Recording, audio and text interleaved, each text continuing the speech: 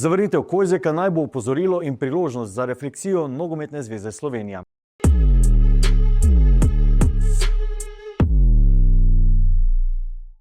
Včeraj so pod Pohorjem s pripravami na Euro do 21 let začeli člani slovenske mlade reprezentance.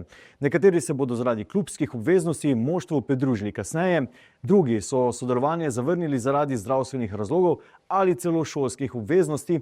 Najbolj pa je minule dni odmevala vest, da svoje odsotnosti z NZS ni komuniciral Korošec Erik Kozjek. Ta se je odločil, da bo, čeprav nima avstrijskega državljanstva, raje igral za Avstrijo.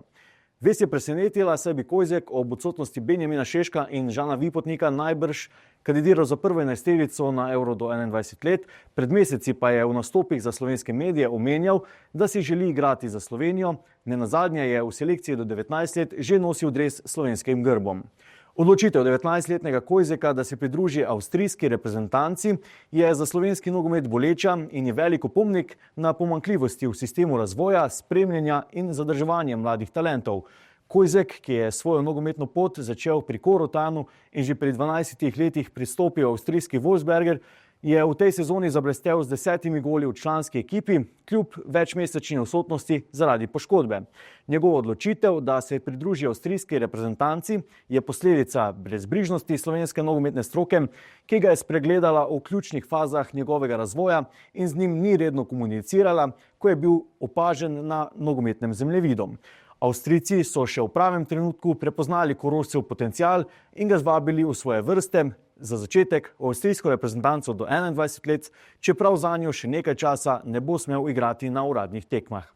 Trenutna situacija postavlja pod vprašaj strategijo in proaktivnost slovenskih selektorjev in zadolženih za stroko na Nogometni zvezi Slovenije pri iskanju in vključevanju talentov, zlasti tistih, ki se razvijajo v tujini. Kozjek namreč ni osamljen primer. V Sloveniji so se odrekli tudi drugi talenti, denimo Arjan Malić, Arman Durmiši, Tarik Muharmerović in že pred leti Dino Hotić ter Dejan Školnik.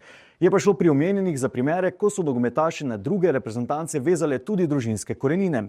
Čeprav je odločitev o reprezentančni pripadnosti osebna in pogosto povezana z družinskimi in kariernimi dejavniki, je jasno, da bi lahko odločevalci v slovenskem nogometu takšne odločitve v veliki meri tudi preprečili. Tako z bolj osebnim odnosom z nogometaši, ki jih ni toliko, da z njimi ne bi mogli biti v stiku že od mladih let, kot tudi z na trenutke bolj preračunljivimi odločitvami. Da se Kozjekova zgodba ne bi ponovila, je potrebno temeljito spremeniti stvari takoj. Potrebno je vzpostaviti boljše mehanizme za spremljanje in vključevanje mladih igralcev, ki se razvijajo tako doma kot v tujini, ter ustvariti okolje, v katerem se bodo počutili cenjene in motivirane, da zastopajo Slovenijo.